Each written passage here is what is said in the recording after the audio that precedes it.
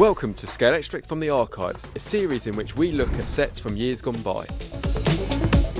This Blast from the Past set, simply titled Rally Racing, released in 1999. This set was released right before the more modern sport track began rolling out widely in the early 2000s.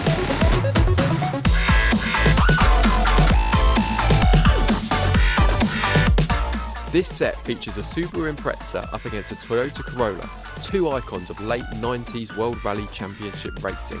Both cars are adorned with iconic liveries that many will instantly recognise, though they do require stickers included to finish off the look. It's a great snapshot of rallying at the time, capturing an era of WRC that is fondly remembered to this day.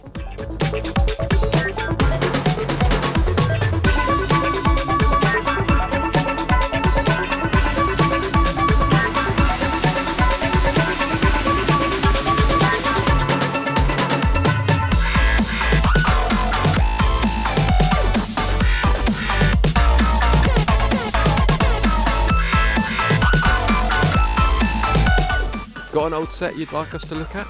Let us know in the comments, and thanks for watching.